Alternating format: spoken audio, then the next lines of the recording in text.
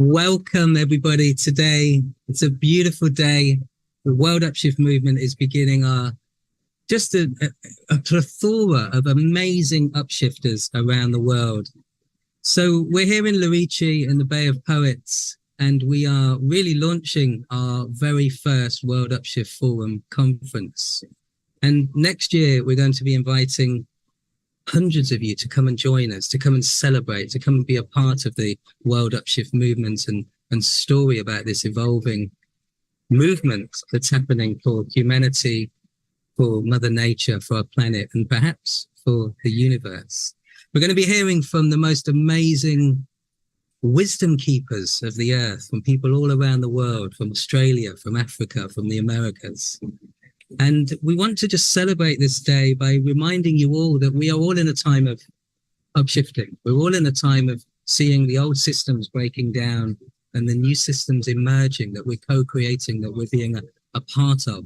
So this upshift movement and this celebration of today's activities is going to warm our hearts and hopefully warm yours. And it's going to be a magical day. So thank you for joining us. Please stay with us throughout the day. We've got loads of great content. So we're going to start with the amazing author from Australia, Pollyanna Darling, who is interviewing Lady Mohini Moon Kent from the UK. And this is the first of the day's proceedings. Enjoy this.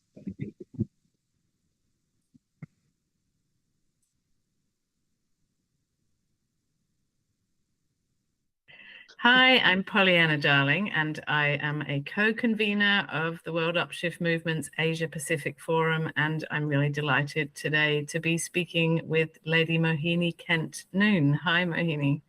Hello, Pollyanna. Nice to meet you. Nice to meet you too. I'd really love to hear from you a little about who you are and what you do and why you're choosing to participate in the World Upshift Forum. Well, Pollyanna, I'm a Londoner essentially because I've grown up in London and I have lived there all my adult life and I worked there. But I also have a home in Delhi, and this is where I am at present. So I really am a gypsy in that sense. I'm between two countries, and now I'm on my own because my husband's passed away. And so I do travel, and I worked all my life in the arts, and I've written books, and I've also always had a charity in some form or the other. And I think the World Upshift movement is very relevant and it's very important because we are at a very at a turning point in our evolution.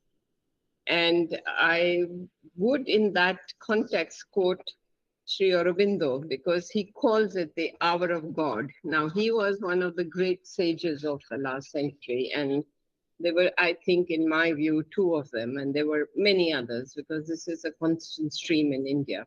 And it's an unbroken stream, I would say, for the last 5,000-6,000 years, ever since, the records of the Vedas and all. But we had Maharishi Raman and we had Sri Aurobindo. And they both actually passed away in 1950. So that's the 1 year that they both left. But Sri Aurobindo calls this the hour of God. And he says that nature is now poised to take the next step of evolution. And the next step is really a spiritualization of our energies and earth energies. And we as human beings with our highly evolved mind and energies now, we can participate actively in the process of evolution, whereas earlier it was just nature going on at a very, very slow pace. So we can now actually hasten that up with cellular consciousness, by participating in many other ways. I'll just read out 2 or 3 lines which he said about the hour of God. And he wrote, "There are moments when the breath of the Lord is abroad upon the waters of our being. There are others when it retires and men are left to act in their own egoism. In the hour of God, cleanse your soul of all hypocrisy and vain self-flattering, that you may look straight into your spirit and hear that which summons it. It is the hour of the unexpected, the